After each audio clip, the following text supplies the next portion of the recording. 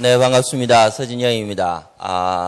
제가 시간이 길지 않은 관계로 바로 강의로 들어가도록 하겠습니다. 식사 잘 하셨습니까? 예. 이골 나신 분야가 있나요? 예? 이골이 나야 되는데, 이골이 사실은 이렇게 한자가 아니고 한글입니다. 그런데 이 이골을 우리가 뜻을 보게 되면요. 아주 길이 들어서 몸에 푹 뺀 버릇이란 뜻입니다.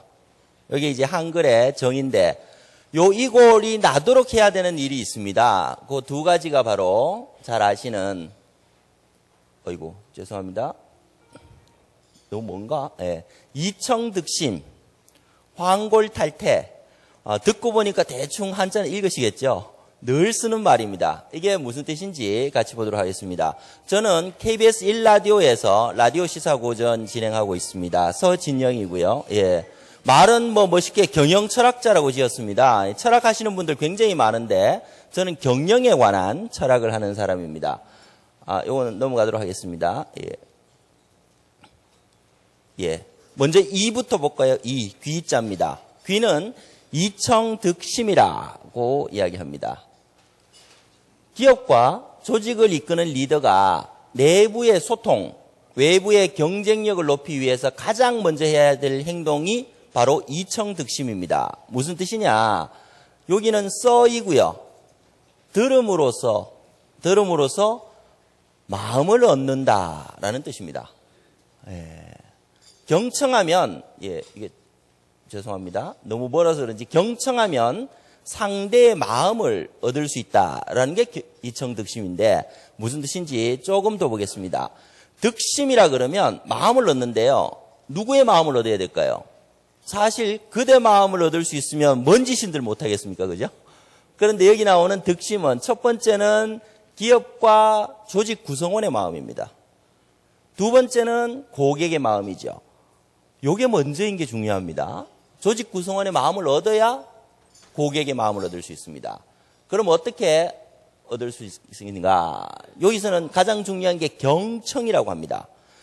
근데 경청에 두 가지 뜻이 있어요. 우리가 쓰는 경청은 원래는 이렇게 기울경자를 씁니다. 요 기울경자는 몸을 기울이는 거죠. 어떻게 이 말씀을 하시면은 고객이 이야기할 때, 직원이 이야기할 때 몸을 기울여서 집중해서 들어주는 걸 우리는 경청이라고 합니다. 기울경자 쓰는 게 너무 재밌지 않습니까? 요런 경청에서 청은 죄송합니다. 소리가 잘 들리도록 귀를 기울여 듣는다라는 뜻이 있는데 사실 다섯 번째 뜻이 더 멋있습니다. 경청을 사전을 보시면 다섯 번째로 나타나는 게 공경할 경자를 씁니다. 존경하는 마음으로 듣는다. 그 속에 담긴 아픔까지도 받아들이는 넓은 마음으로 고객을 경청하고 시장을 경청하고 세상을 경청해야 한다는 것이다. 이게 진정한 경청의 의미인 거죠. 그래서 경청에서 청을 보시면 귀로 덕을 쌓는 거예요. 이게 옛날 덕자입니다. 옛날 덕자는 직시민이 바른 마음이 아니고 하늘로부터 바로 내려오는 마음이에요. 하늘로부터 바로 내려오는 마음이 뭡니까? 천명지휘성이라 살게 해주는 마음이거든요. 살게 해준다. 들을 때 어떻게 하면 내가 이 사람을 살릴 수 있을까? 뭘 도와줄 수 있을까를 늘 고민하면서 듣는 게 바로 경청입니다. 기울경자하고 또 차원이 또 다르죠. 그래서 정말 이청득심을 하시고 싶으시면 경청을 하셔야 되죠. 이렇게 공경하는 경청을 하면 진정으로 상대의 마음을 얻을 수 있고 인간관계의 신뢰를 형성합니다. 범위를 넓히면 정치에서는 민심을 얻을 수 있습니다. 무슨 뜻이냐? 정치하는 분들은 들을 청자에 이 한자에는 들어주다라는 뜻만 있는 것이 아니고 결정하다, 다스리다는 뜻이 있어서 듣는 것이 바로 다스리는 것임을 알아야 한다. 참 이 한자가 매력이 있더라고요. 그래서 좀 결론을 내면 미래학자 피터 드러크는 내가 만일 경청의 습관을 갖지 못했다면 나는 누구도 설득할 수 없었을 것이다. 설득은 말로 하는 거 아닌가? 귀로 하는 거라는 거예요. 소통을 위한 필수 요소는 바로 경청입니다. 라고 강조했습니다. 구성원과 고객의 마음을 얻기 위해 경청하면 상대의 마음을 얻을 수 있다는 이청득심의 지혜. 들음으로써 마음을 얻는다. 거기서는 경청이 기울경이 아니고 공경할 경자에 경청을 한다라고 이제 우리가 볼 수 있습니다. 이청득심을 보셨는데 또 그냥 하나 하고 가면 섭섭하실 것 같아서 두 번째, 제가 10분 하기로 했거든요. 두 번째, 라디오 시사고전은 3분이기 때문에 두 개 하면 딱 10분 됩니다. 상당히 편하게 되어 있습니다. 골, 이골 난다 할 때 이 골입니다. 환골탈태라. 많이 듣던 말인데 환골탈태가 정확하게 무슨 뜻이죠? 우리가 이제 제일 안 하는 것 중에 하나가 뭐냐면 스마트폰을 그렇게 오래 보는데 국어 사전을 안 찾아봐요. 정의감이 없어. 명확하게 정의를 내리고 살아야 정의로운 사회가 되는데 그냥 정의 없이 니는 이 뜻 쓰고 나는 이 뜻 쓰는 거야. 그래서 정말 스마트폰을 잘 활용하시기 위해서는 국어 사전을 많이 보셔야 됩니다. 자, 지금 카메라 필름 시장에 회사가 있습니다. 투자하시겠습니까? 전부 이제 신규 사업 찾으시느라고 상당히 지금 고민이 많으실 건데 카메라 필름 회사가 매물로 나왔습니다. 잘 아시는 코닥 2012년에 이제 부도났습니다. 똑같은 회사가 하나 돼 있는데 후지필름이죠. 후지에서는 어떻게 표현을 했느냐? 도요다에서 자동차가 없어지고 신일본 제철에서 철이 없어지는 것 같다. 이 카메라 필름이라는 게 디지털 카메라가 나오면서 완전히 사라졌거든요. 저만 해도 집에 필름 롤이 한 10개 정도 있는데 이제 완전히 발색이 다 됐을 건데 쓸 일이 없지 않습니까? 혹시 지금 카메라 필름 최근 1년 동안 사신 분? 아무도 없어요. 이 회사 어떻게 후지? 그래서 후지가 한 일을 지금부터 보도록 하겠습니다.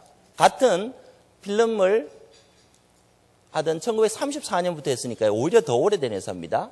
근데 일본의 후지필름은 성장하고 있다.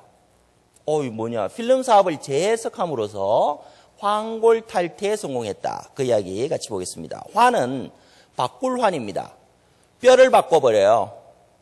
그리고 태를 빼앗아 버립니다. 이게 굉장히 좀 무서운 말이네. 어떤 뜻인가 보겠습니다. 환골탈태는 사람이 보다 나은 방향으로 변하여 전혀 딴 사람처럼 된다는 뜻으로 쓰이지만 원래 뜻을 보면요. 시문의 형식을 바꾸어서 시와 글의 형식을 바꾸어서 짜임새와 수법이 먼저 것보다 낫게 하는 것을 환골탈태라고 이야기를 합니다. 시의 뜻은 끝이 없지만 사람의 재주는 한계가 있다. 그래서 뜻을 바꾸지 않고 말 뜻은 그대로 쓰는데 내 말로 바꾸는 것을 환골이라고 하고 뜻을 가지고 더 표현해서 형용하는 것을 탈태법이라고 한다. 그러니까 문학에서 쓰는 용어입니다.